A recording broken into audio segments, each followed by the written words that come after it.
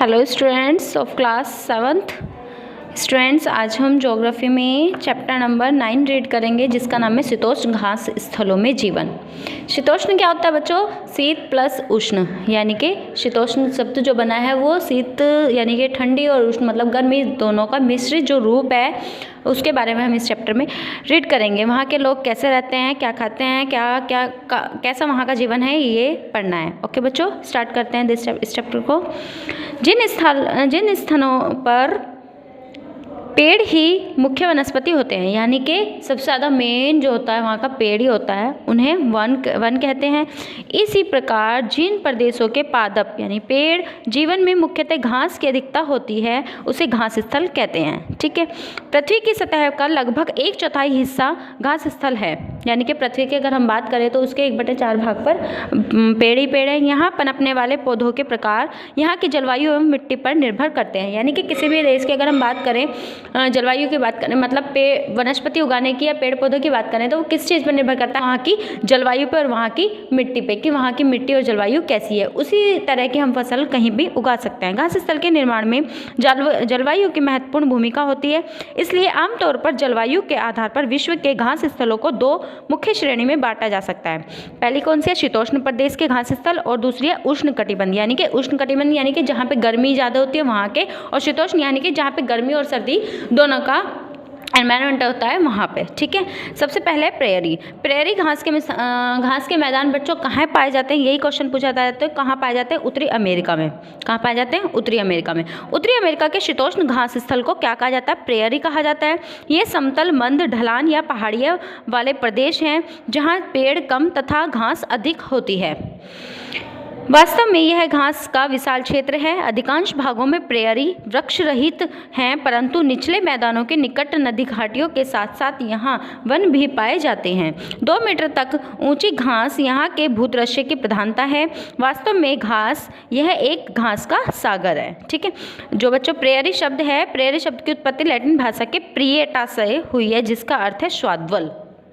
ठीक है, प्रेयरी पश्चिम में रॉकी पर्वत एवं पूर्व में ग्रेट लेक से घिरे हुए हैं। आप मैप में भी देख सकते हैं बच्चों, जो प्रेयरी घास के मैदान है वो कहाँ है? पश्चिम में उनके रॉकी पर्वत है एंड पूर्व में क्या है? ग्रेट लेक है। ओके बच्चों, आप देखेंगे कि प्रेयरी संयुक्त राज्य अमेरिका एवं कनाडा के कुछ भागों तक फैले हुए हैं, यानी कि कनाडा में भी पाए जाते हैं। अमेरिका के प्रेयरी का अपवाहन मिसिसिपी की सहायक नदियाँ, ये नदी का नाम है, तथा कनाडा के प्रेयरी का अपवाहन सास्केचुआन नदी, जो अमेरिका के हैं वो तो बच्चों मिसिसिपी से हैं, और जो कनाडा के हैं वो सास्केचुआन नदी की सहायक नदियां हैं, मतलब उनसे उनका पानी यूज़ किया जाता है। ओके, फिर आगे है प्रेयरी घास के मैदान अमेरिका मूल निवासी, जिन्हें रेड इंडियन कहा जाता है, का निवास स्थल रहे हैं। यानी कि ये प्रेयरी जो है वो एक जगह है बच्चों, वे लोग इस महाद्वीप के वास्तविक निवासी थे, यानी कि बहुत पहले से आते रहे थे। उनको क्या कहा जाता था? रेड इंडियन कहा जाता था।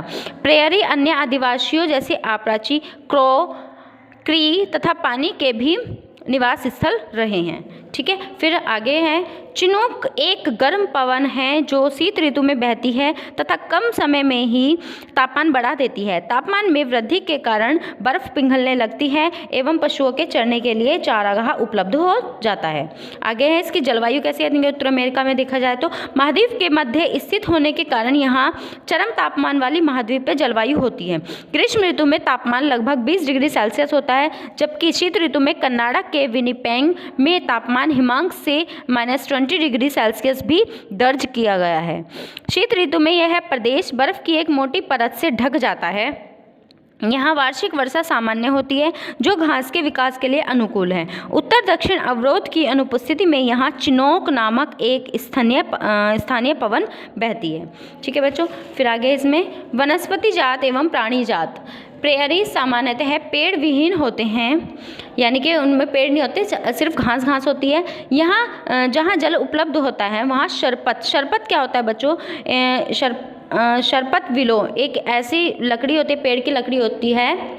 ठीक है, ऑल्डर एवं पॉपुलर जैसे पेड़ उगते हैं। 50 सेंटीमीटर से अधिक वर्षा वाले प्रदेश कृषि के लिए उपयुक्त होते हैं, क्योंकि यहाँ की मिट्टी उपजाऊ होती है। यद्यपि इस क्षेत्र के मुख्य फसल मक्का है। क्या है? मक्का है। जबकि अन्य दूसरी उगने वाली फसलें आलू, सोयाबीन, कपास एवं अल्फा हैं। जिन क्षेत्रों में वर्षा काफ़ी कम एवं अनिश्चित होती है वहाँ पैदा होने वाली घास छोटी एवं नुकीली होती है। ये प्रदेश मवेशियों को पालने, मवेशी होता है बच्चों जानवरों को पालने के लिए उपयुक्त होते हैं। विशाल मवेशी फार्म यानी कि जहाँ पे जानवरों को रखा जाता है को रैंच एवं उसकी देखभाल करने वालों को काउबॉय कहते हैं। बाइसन या अमेरिकी भैंस इस प्रदेश का सबसे महत्वपूर्ण पशु है। कौन सा है? बाइसन या फिर अमेरिकी भैंस इसे कहा जाता है, जो अमेरिका का महत्वपूर्ण पशु है। निरंतर शिकार के कारण ये पशु लगभग लुप्त हो गए, यानी कि अब कम होते जा रहे हैं और अब इन्हें सुरक्षित प्रजातियों की श्रेणी में रखा जाता है, यानी कि उनकी सुरक्षा के पूर्ण रूप से देखभाल के लिए बहुत सारे नियम बनाए गए हैं। इन प्रदेशों में पाए जाने वाले अन्य जीव हैं खरगोश, कायोट, गोफर एवं प्रेयरी कुत्ता। ओके बच्चों, फिर आगे है, इस प्रदेश के लोग काफ़ी परिश्रमी होते हैं। अपने विपुल प्राकृतिक संसाधनों के उपयोग के लिए उन्होंने प्रौद्योगिकी का सफलतापूर्वक विकास कर लिया है। विशाल के दो सबसे अधिक विकसित देश संयुक्त राज्य अमेरिका एवं कनाडा में यह प्रदेश स्थित है। कृषि के वैज्ञानिक विधियों एवं ट्रैक्टर, हार्वेस्टर तथा कंबाइन के उपयोग से उत्तरी अमेरिका सबसे बड़ा खाद्यान्न उत्पादक बन गया है। गेहूं के अत्यधिक उत्पादन के कारण प्रेयरी को विश्व का धान्यागार भी कहते हैं। दुग्ध उत्पादन का एक अन्य प्रमुख उद्योग है। डेयरी क्षेत्र ग्रेट लेक से पूर्व में अटलांटिक तक फैला हुआ है। दुग्ध उत्पादन एवं व्यापक स्तर पर कृषि दोनों खाद्य प्रक्रमण उद्योग को बढ़ावा दे रहे हैं। कोयला एवं लोहा जैसे खनिज पदार्थों के विशाल भंडार तथा सड़क, रेल एवं नहर की समुचित व्यवस्था के कारण यह क्षेत्र विश्व का सबसे बड़ा औद्योगिक प्रदेश बन गया है। ठीक है, आगे है बच्चों इसमें वेल्ड क्या है बच्चों?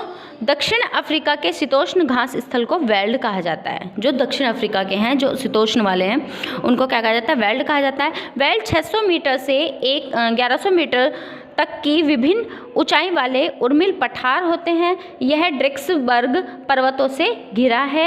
इसके पश्चिम में कालाहारी रेगिस्तान स्थित है। कहाँ है कालाहारी रेगिस्तान? अगर देखा जाए तो दक्षिण अफ्रीका में। ठीक है, इसके उत्तर पूर्व में उच्च वेल्ड स्थित है, जिसकी ऊंचाई कुछ स्थानों पर 1600 मीटर से भी अधिक है। ऑरेंज एवं लिम्पोपो नदी की सहायक नदियाँ इस प्रदेश को सिंचित करती हैं। ठीक है बच्चों, फिर है जलवायु यहाँ की कैसी है? हिंद महासागर के प्रभाव के कारण वेल्ड की जलवायु नम होती है। शीत ऋतु ठंडी एवं शुष्क होती है। इस दौरान 5 डिग्री सेल्सियस से 10 डिग्री सेल्सियस के मध्य रहता है एवं जुलाई सबसे अधिक ठंडा महीना होता है। ग्रीष्म ऋतु अल्पकालिक एवं गर्म होती है। ग्रीष्म ऋतु में जोहान्सबर्ग का तापमान 20 डिग्री सेल्सियस दर्ज किया जाता है। वेल्ड क्षेत्र में वर्षा नवंबर से फरवरी के बीच ग्रीष्मकालीन महीनों से होती है। यह वेल्ड के तटों पर गर्म महासागरीय जलधारा प्रवाहित होने के कारण होता है। यदि शीत ऋतु में जून से अगस्त तक के महीनों में वर्षा कम होती है तो यह क्षेत्र सूखाग्रस्त हो सकता है। वनस्पति जात एवं प्राणी जात, यहाँ वनस्पति विरल है। अधिकतर स्थल घास से ढके रहते हैं। लाल घास वेल्ड की झाड़ियों में पैदा होती है। बबूल एवं मरोला ऊंचे एवं वेल्ड में उगते देखे गए हैं। वेल्ड के प्रमुख जानवर हैं शेर, तेंदुआ, चीता और कुडू। ओके बच्चों, फिर आगे यहाँ के निवासी जो हैं वो कैसे हैं? वेल्ड पशुपालन एवं खनन के लिए प्रसिद्ध है, यानी कि बहुत ज़्यादा यहाँ पर पशुपालन किया जाता है और खनन यानी कि खनिजों से खोदकर माल निकाला जाता है। वेल्ड की मिट्टी अधिक उपजाऊ नहीं होती है। यहाँ की मिट्टी उपजाऊ नहीं होती है। यद्यपि यहाँ उपजाऊ भूमि है, वहाँ फसल उगाई जाती है। मक्का, गेहूँ, ज्वार, अखरोट, आलू यहाँ की मुख्य फसलें हैं। तंबाकू, गन्ना एवं कपास जैसी नकदी फसलें भी यहाँ उगाई जाती हैं। भेड़ पालन यहाँ के लोगों का मुख्य व्यवसाय है। भेड़ यहाँ पर पाली जाती है। भेड़ मुख्यतः ऊन के लिए पाली जाती है तथा इससे वेल्ड में ऊनी उद्योग विकसित हुआ है। मैरिनो भेड़ एक लोकप्रिय प्रजाति है। ये भेड़ की प्रजाति है बच्चों मैरिनो। तथा दुग्ध उत्पादन यहाँ का दूसरा महत्वपूर्ण व्यवसाय है। सबसे पहला कौन सा है? भेड़ को पालना, और दूसरा कौन सा है बच्चों? यानी कि दूध उत्पादन, दूध को पैदा करना। पशुपालन गर्म एवं नम प्रदेशों में किया जाता है एवं मक्खन, चीज जैसे दुग्ध पदार्थों का उत्पादन घरेलू उपयोग एवं निर्यात के लिए किया जाता है।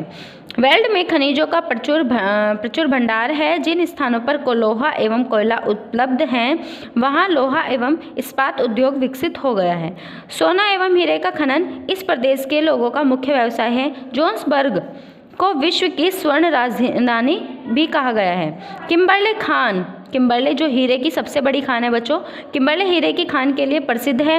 हीरे एवं सोने के खनन के कारण दक्षिणी अफ्रीका तथा ब्रिटेन के बीच व्यापारिक संबंध स्थापित हुए एवं धीरे धीरे दक्षिण अफ्रीका ब्रिटेन का उपनिवेश बन गया।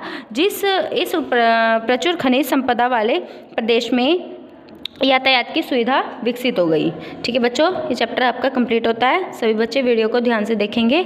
Thank you, have a nice day.